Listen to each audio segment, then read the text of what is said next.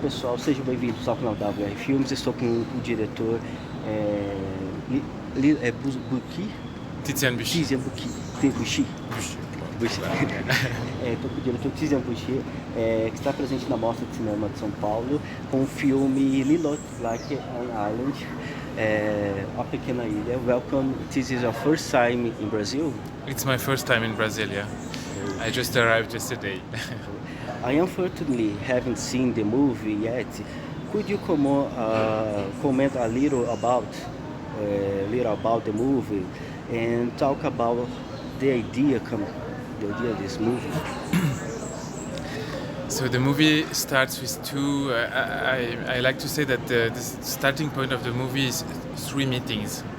The first meeting is a neighborhood in the city I live in, Lausanne, in Switzerland, and more than a neighborhood, this neighborhood is actually, there is a river going through this neighborhood, and there is one specific place near this river that really attracted me because I thought it was both a bit weird and strange and mysterious, and also a bit very beautiful with the sun coming through the leaves, and I thought that what kind of a lot of story could be told in this place, and that's starting of the film is to try to find out with the neighbors what could have happened by this river, and to do that I invited two persons who play security guards in the neighborhood, and because since we don't know what happened, they are there to in a way secure the river.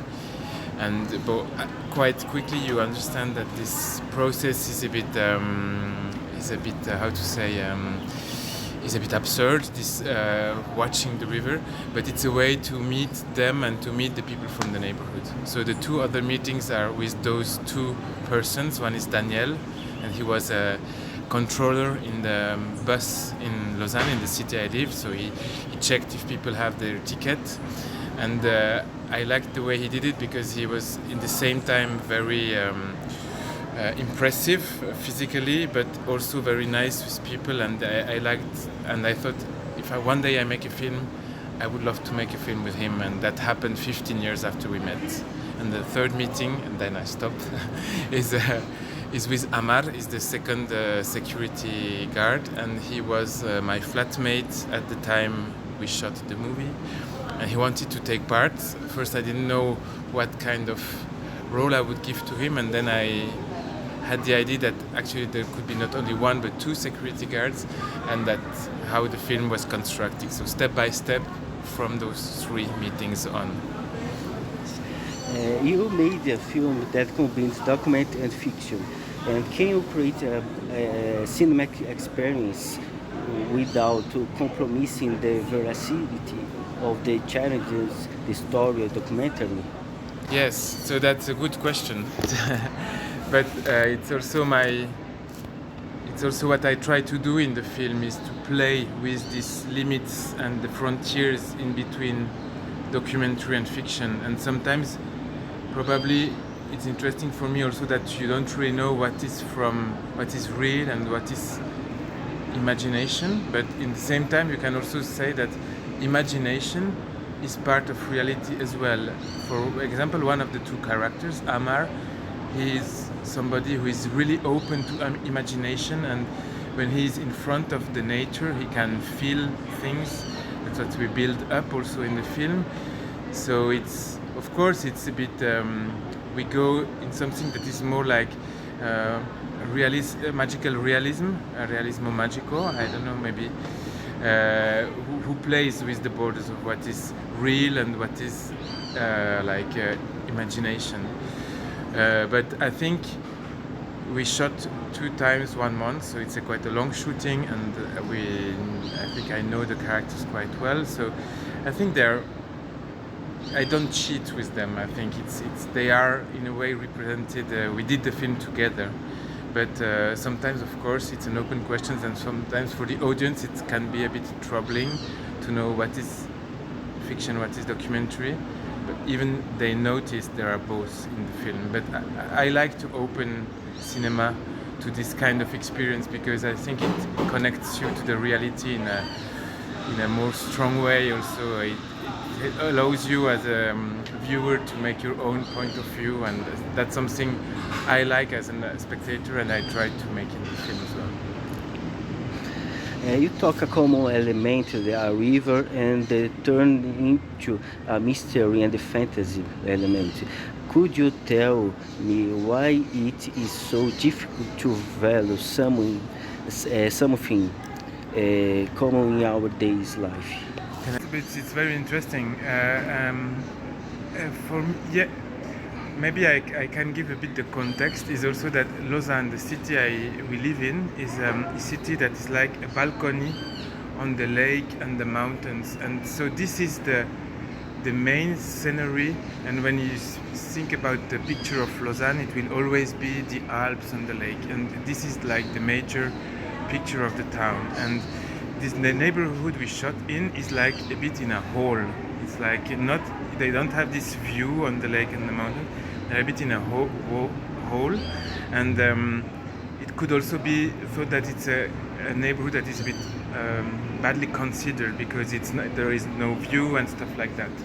And so one of the objects of the film, and I also based my research on a book that was written on this specific place, and this idea of living in a hole and trying to make it more positive.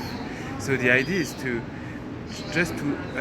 focus on the landscape of this specific territory, and also try to find what is beautiful and magic there, and maybe a bit transform the link we can have to this place, and try to make it more magical and fantastic maybe. But for me, magical realism is really something I like, because when realism and imagination or other possibilities can work together, it's something that I think it's important. I like to think like this and to feel it like this, and so it was a way like to give this place some magic, and also maybe some power for all the people that live there and go through this place, because it's a place that maybe there is more working class people living there, or also people coming from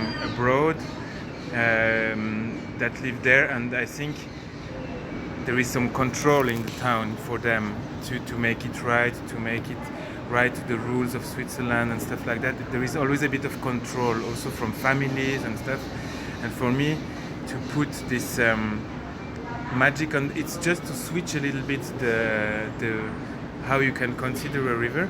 In the same time, it's a simple river. We film it also in a simple way, but sometimes to put some magic on it is also to give the power, like make a safe place for the people who live there. And I don't know if it's clear, but I try to answer your question. What caught your attention the most when choosing Amar and Daniel to be your charities? So as I told you before, I met them in two separate moments in my life.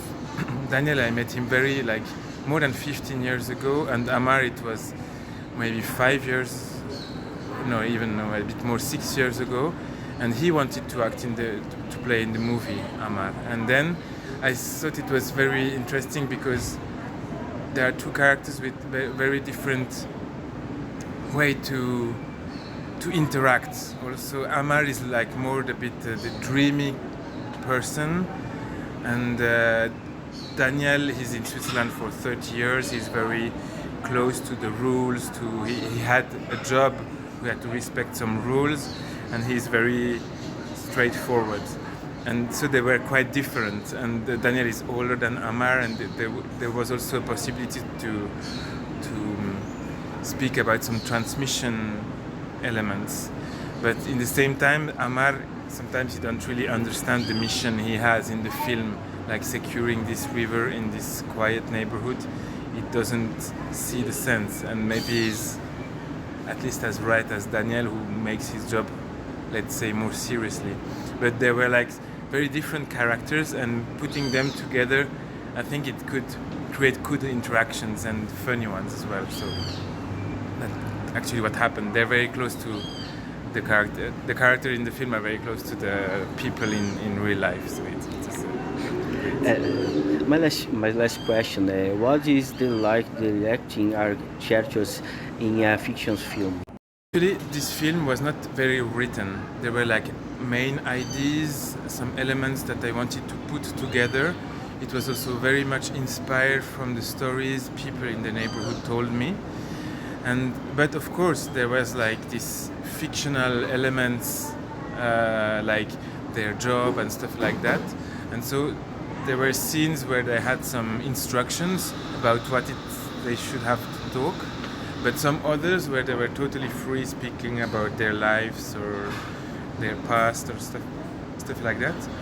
And what was important for me that it sound as real as possible. So I never wrote any dialogues. They always could improvise around the elements I gave them. And since we shot for 2 months in a hall, and even if the instructions of their job was not very clear, because me neither, I didn't know what happened by the river, so I couldn't tell them what happened, so they couldn't tell other people why they're doing this job. So they always had like to find a way out to explain their presence, and I think it was funny to do it like this.